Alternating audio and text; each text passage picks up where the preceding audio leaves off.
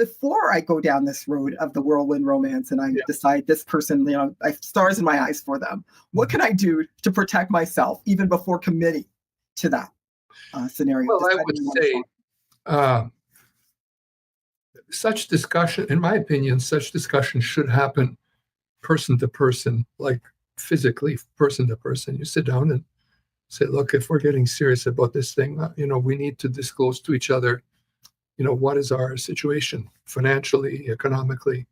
Also, I've written a few books about immigration, and in there's situations where someone shows up immigrating and finds out the spouse has a number of children.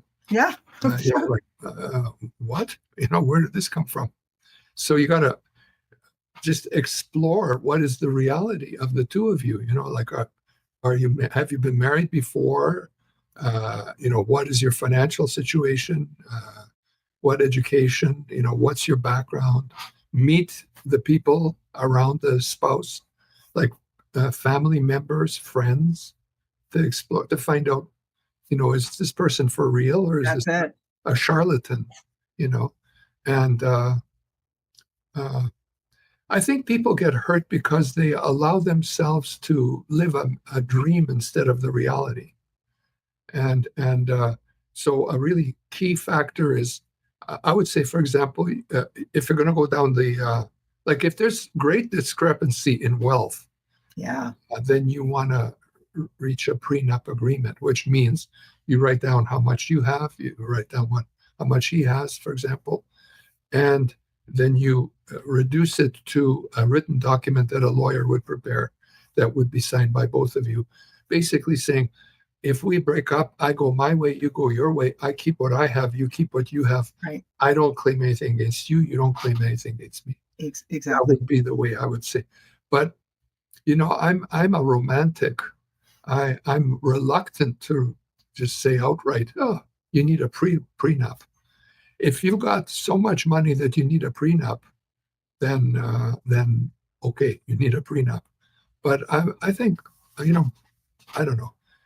In many cases, if it's a real relationship, I don't think a prenup is necessarily needed. Honesty is needed.